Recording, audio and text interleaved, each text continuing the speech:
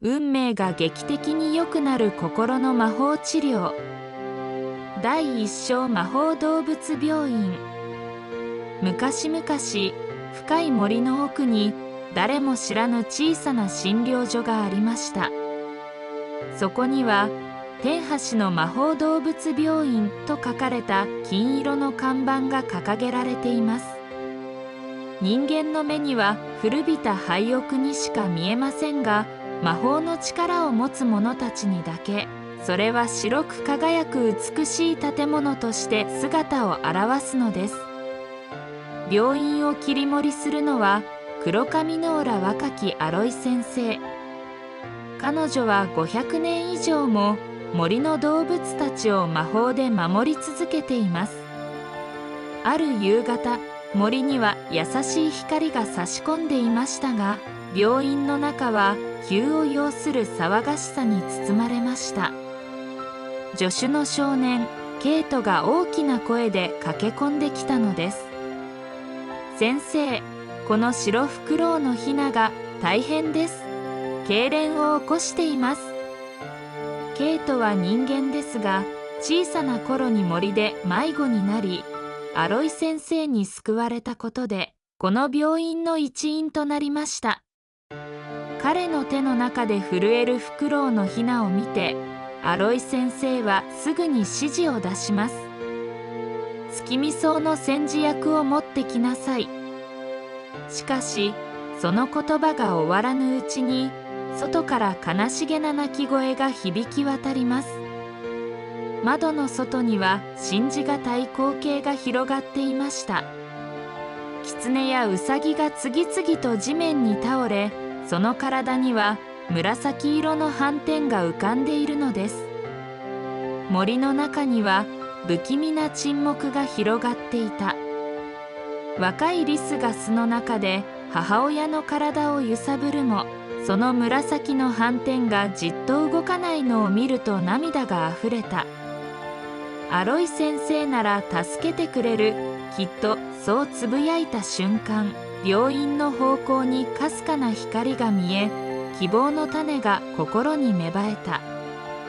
アロイ先生の顔が険しくなりました。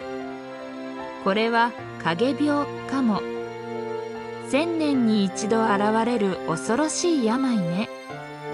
影病は一度感染すると、まず動物の動きが徐々に鈍くなり、その目はまるで光を失ったかのようにうつろになる。そして次第に体が薄紫色に染まり、最後には影そのものを奪われ、命を失ってしまう。森を守るための戦いがこうして始まったのです。第2章忍び寄る影。病院の外では薄暗い夜の中、不気味な紫色の光がちらちらと揺れていました。森の動物たちは苦しそうに鳴き声を上げ、その身を横たえていたのです。これは確実に影病だわ。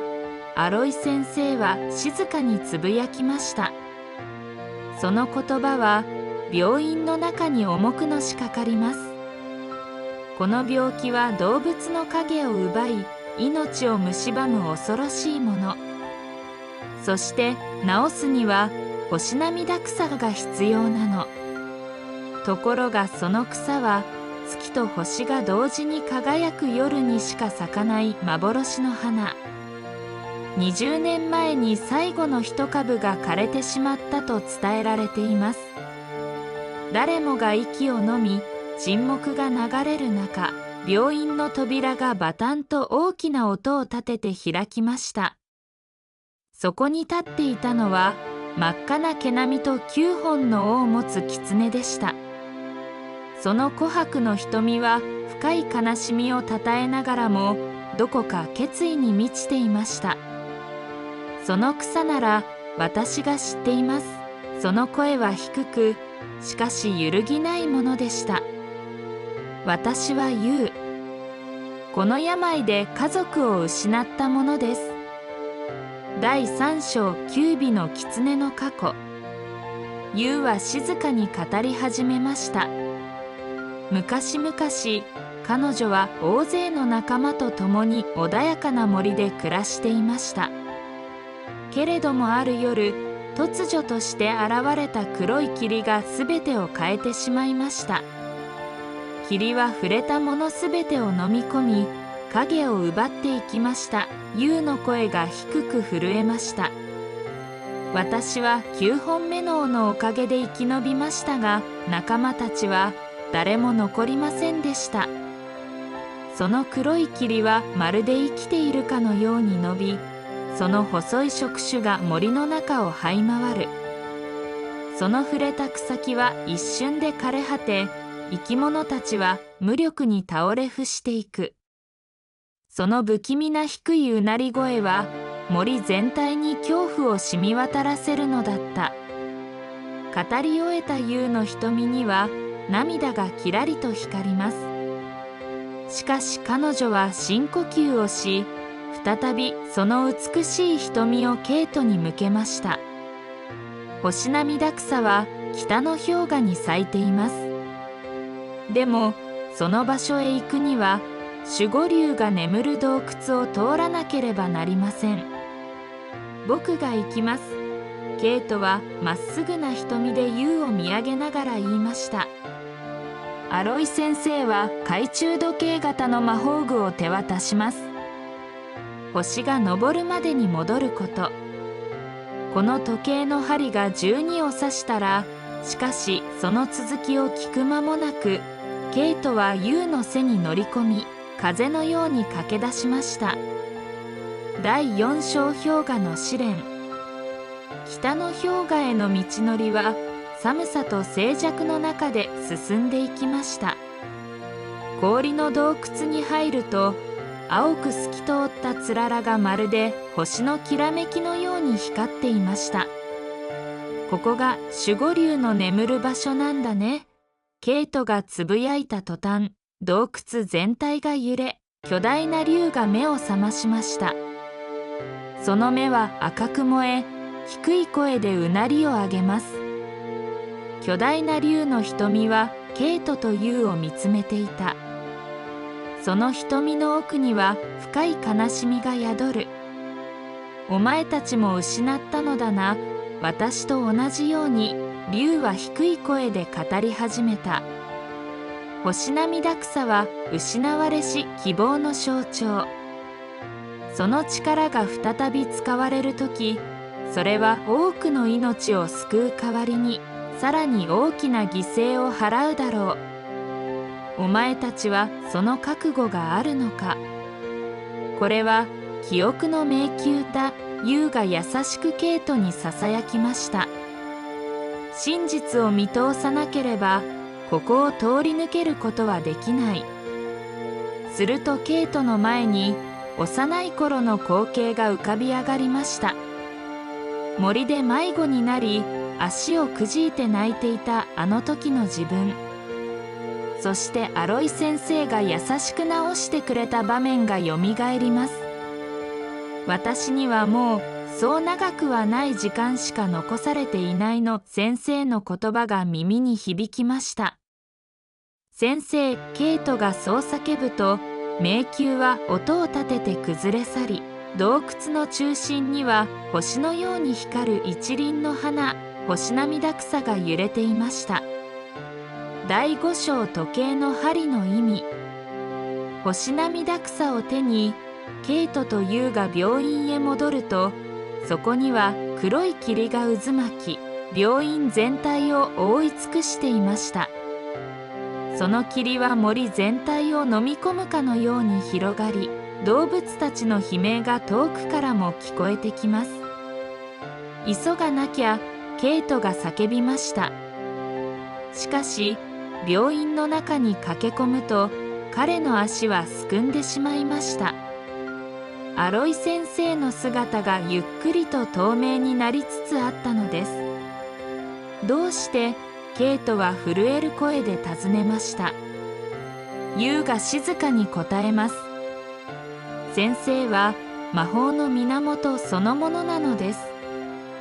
だから時計の針が12を指せば、その存在そのものが消えてしまう。ケイトの手から星涙草がこぼれ落ちそうになります。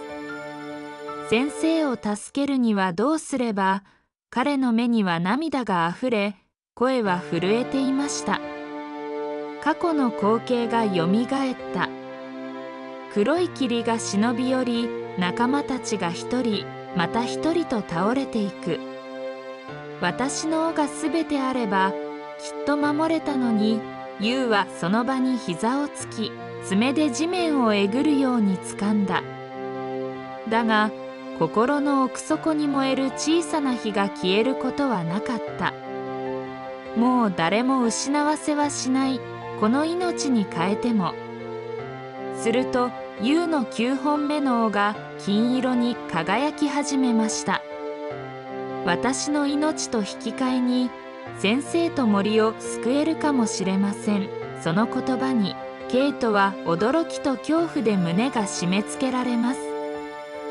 そんなのダメだ、ユウ。君を失うなんて。ケイトの胸には鋭い痛みが走った。ユウ、君がいなくなるなんて僕には耐えられない。その言葉は涙にかき消される。ユウは静かに尾をなびかせ、ケイトの肩に軽く触れた。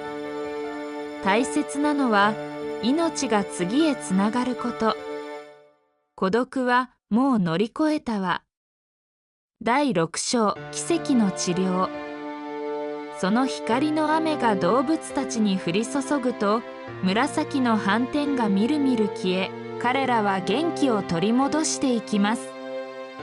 黒い霧は逃げようとしましたが、回復した動物たちが一斉に鳴き声を上げ、光の網を張り巡らせて霧を包み込みました。最後にユウが尾を大きく振り、その尾の刃で霧を切り裂くと、中から無数の小さな光の粒が飛び出しました。それらは夜空へと舞い上がり、新たな星となったのです。第7章、新しい朝。病院に静かな朝が訪れました。夜明けの光が庭を照らす中、アロイ先生は微笑みながら立っています。しかしその姿は完全には戻らず、どこか透明なまま。これでようやく休む時が来たわ。先生がいなくなるなんて嫌です。ケイトは震える手で先生の手をつかみました。ユウもそっと尾でケイトを包み込みます。違うのよ、ケイト。アロイ先生の声は優しく風に乗るように響きました。私は森そのものになるの。だからこれからはあなたがこの病院を守るのよ。その言葉とともにケイトの腕には月の形をした不思議なあざが浮かびました。それは病院を引き継ぐ者の印だったのです。そしてユウの尾は8本に減りましたが、その瞳は穏やかに光っていました。私もここに残るわ。もう二度と孤独にはさせないから。終章天橋の守り手。それから10年の月日が流れました。立派な青年となったケイトは、銀髪の少女あかりを連れて病院の前に立っていました。ここがお前が生まれた場所だよ。ケイトは銀髪の少女あかり、娘の手を握りながら病院の前で立ち止まりました。森の奥から弱った小鹿が恐る恐る近づいてくるのが見えた。パパ、あの鹿さん、助けてあげられる？少女の瞳は父親そっくりの真剣さを帯びていました。ケイトは優しく微笑むと、自信に満ちた声で答えました。もちろんさ。この病院がいつもそうしてきたようにね。少女あかりは彼の娘で、その腕にはかつてケイトと同じ月の形をしたあざが光っています。森の木々は優しく揺れ、遠くからユウの力強い鳴き声が響いてきました。